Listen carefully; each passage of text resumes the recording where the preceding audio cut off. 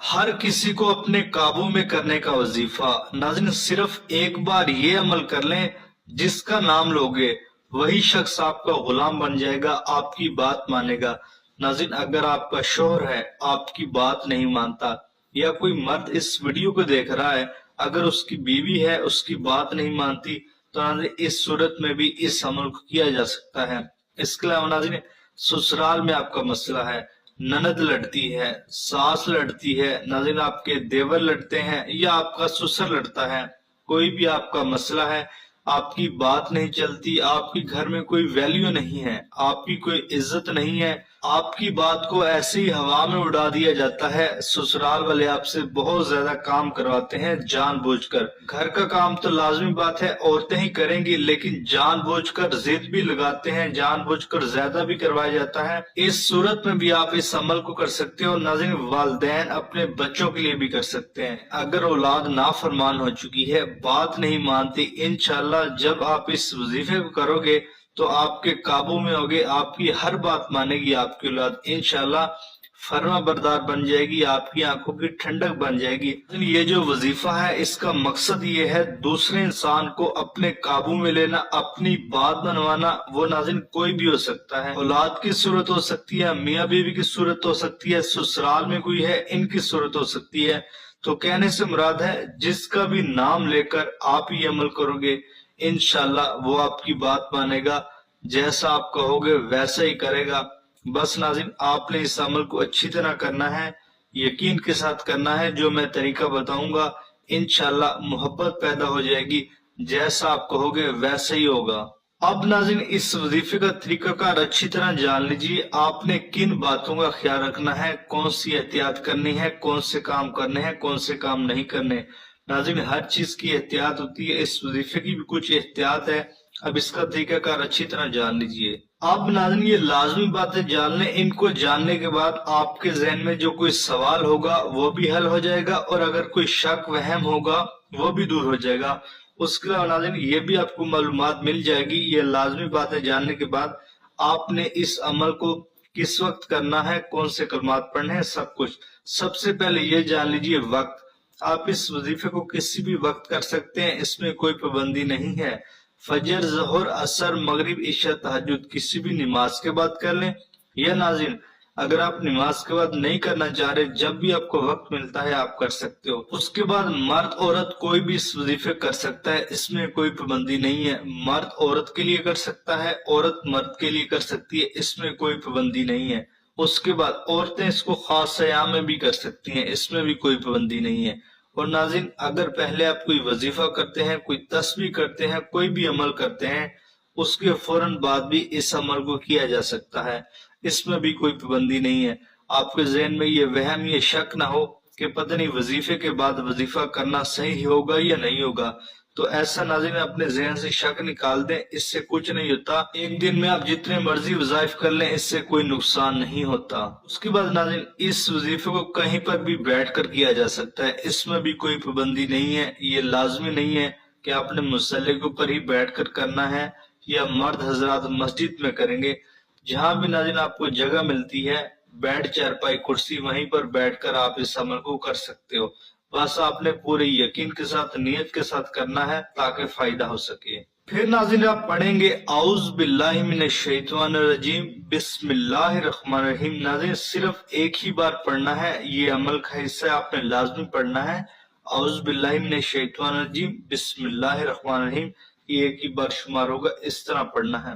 اس کے بعد ناظرین آپ نے درود پاک بھی پڑھنا ہے، ایک بار میرے ساتھ بھی پڑھیے تاکہ ثواب بھی مل سکے۔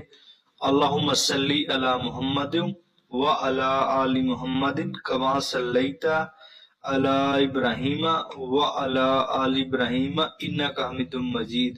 اللہم بارک علی محمد وعلی آل محمد کما بارکت علی ابراہیم وعلی آل ابراہیم انک حمید مجید۔ ناظرین یہ درود پاک آپ نے صرف 3 بار پڑھنا ہے آپ صلی اللہ علیہ وآلہ وسلم کی ذات پر، اور اگر کسی میرے بہن بھائی کو یہ درود پاک نہیں آتا تو وہ اتنا کہہ سکتا ہے صلی اللہ علیہ وآلہ وسلم۔ تقریباً سبھی کو آتا ہے، لیکن ہو سکتا ہے کسی کو نہ بھی آتا ہو، تاکہ سب کو فائدہ ہو سکے، میں اس لیے بتا رہا ہوں، اتنا بھی کہہ سکتا ہے صلی اللہ علیہ وآلہ وسلم۔ ناظرین، نام لینے کا طریقہ اچھی طرح جان لیجئے۔ دیکھیے، جیسے کہ میں نے پہلے بھی آپ کو بتایا، کوئی مرد اس کو عورت کے لیے کر سکتا ہے، کوئی بھی عورت اس کو مرد کے لیے کر سکتی ہے، اس میں کوئی پابندی نہیں ہے۔ آپ کا جو بھی رشتہ ہے یا آپ کہیں رشتہ بنانے جا رہے ہیں، کسی بھی صورت میں اس عمل کو کیا جا سکتا ہے۔ اگر آپ کی کوئی ساس ہے، نند ہے، میں نے جیسے کہ پہلے بھی آپ کو بتایا، کسی کے لیے بھی اس عمل کو کیا جا سکتا ہے۔ یہ ناظرین محبت والا عمل ہے، اپنے قابو میں کرنے والا عمل ہے، یعنی کہ اپنی بات منوانے والا عمل ہے۔ انشاءاللہ جب آپ اس وظیفے کرو گے تو دیکھو گے کیسے اگلا بندہ آپ کی بات مان رہا ہے۔ اب ناظرین، نام لینے کا طریقہ کار جان لیجیے، آپ نے نام کیسے لینا ہے جس سے آپ نے اپنی بات بنوانی ہے۔ ناظرین، میں پورا آپ کو کر کے دکھاتا ہوں تاکہ آپ کو فائدہ ہو سکے، تاکہ آپ کو اچھی طرح سمجھ لگ سکے۔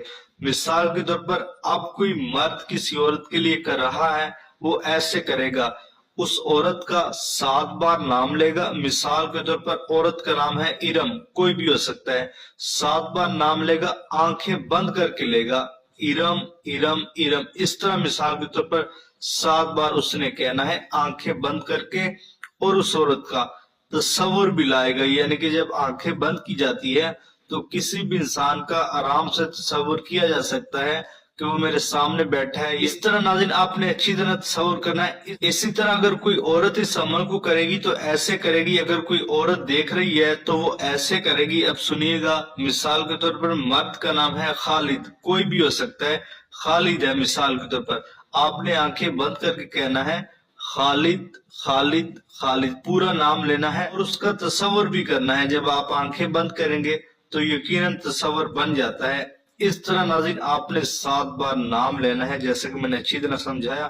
پھر ناظرین آپ نے 41 بار کہنا ہے یا ودودو یا ودودو، ناظرین آپ نے 41 بار کہنا ہے اور آنکھیں بند کر کے ہی کہنا ہے۔ ناظرین اس کو پڑھنے میں صرف آپ کے 1 سے 2 منٹ لگیں گے، آپ نے 1 سے 2 منٹ آنکھیں بند کرنا ہوگی، انشاءاللہ آپ کو بہت فائدہ ہوگا۔ اور ناظرین آپ ہاتھ کے اوپر شمار کر سکتے ہو، دل میں شمار کر سکتے ہو، بس اچھی طرح آپ نے 41 بار شمار کرنا ہے یا ودودو یا ودودو۔ اس طرح ناظرین جب آپ کریں گے انشاءاللہ دیکھو گے وہ بندہ کوئی بھی ہے، آپ کا شوہر ہے، ناظرین آپ کا سسرال میں مسئلہ ہے، آپ کا دیور ہے، کوئی بھی آپ کا رشتہ ہو سکتا ہے، انشاءاللہ وہ آپ کی بات مانے گا، جیسا آپ کہو گے ویسا ہی ہوگا۔ انشاءاللہ آپس میں محبت بن جائے گی، پہلے لڑائی جھگڑے ہوتے تھے لیکن ناظرین محبت پیدا ہو جائے گی، انشاءاللہ جیسا آپ کہو گے ویسے ہی ہوگا۔ ناظرین یہ جو یا ودودو ہے یہ اللہ پاک کا اسم ہے، اس کا مطلب ہوتا ہے محبت پیدا کرنے والا۔ انشاءاللہ اگلے بندے کا دل نرم ہو جائے گا، آپ کے لیے موم ہو جائے گا۔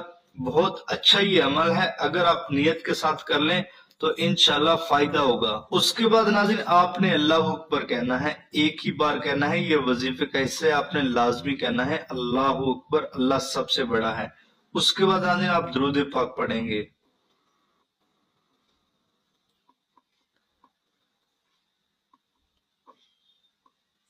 ناظرین ایک بار میرے ساتھ پھر پڑھیے تاکہ ثواب مل سکے۔ اللہم صلی علی محمد وعلی آل محمد کما صلیت علی ابراہیم وعلی آل ابراہیم انک حمید مجید۔ اللہم بارک علی محمد وعلی آل محمد کما بارکت علی ابراہیم وعلی آل ابراہیم انک حمید مجید۔ ناظرین 3 ہی بار آپ نے یہ درود پاک پڑھنا ہے۔ جیسا کہ میں نے اوپر بتایا، اگر کسی میرے بہن بھائی کو نہیں آتا تو وہ اتنا کہہ سکتا ہے صلی اللہ علیہ وآلہ وسلم۔ اس کے بعد ناظرین آپ دعا مانگیں گے۔ اب دعا کا بھی ایک خاص طریقہ ہے۔ ناظرین جب آپ نے دعا مانگنی ہے اس سے پہلے کہنا ہے یا سمیع 3 بار، اے سننے والے۔ اللہ پاک کی ذات بے شک سننے والی ہے، لیکن ناظرین جب خاص اسم کے ذریعے پکارا جاتا ہے تو اللہ پاک کی خصوصی رحمت ہوتی ہے۔ جب آپ 3 بار کہیں گے یا سمیع، پھر ناظرین آپ دعا مانگیں گے، اے اللہ فلاں شخص کا دل میرے لیے موم کر دے، فلاں شخص میری بات مانے۔ اس طرح ناظرین آپ نے اچھی اچھی دعائیں مانگ لینی ہیں، اسی انسان کے حوالے سے مانگنی ہے، بھلے ہی زیادہ دعائیں مانگ لے کہ یا اللہ بس اس شخص کو میرے لیے موم کر دے، وہ میری بات مانے، اس طرح ناظرین آپ نے اچھی اچھی دعائیں کر لینی ہیں اس انسان کے لیے، انشاءاللہ وہ شخص آپ کی بات مانے گا۔ پہلے لڑائی جھگڑا کرتا تھا، بات نہیں کرتا تھا، جو بھی ناظرین مسئلہ ہے انشاءاللہ حل ہو جائے گا۔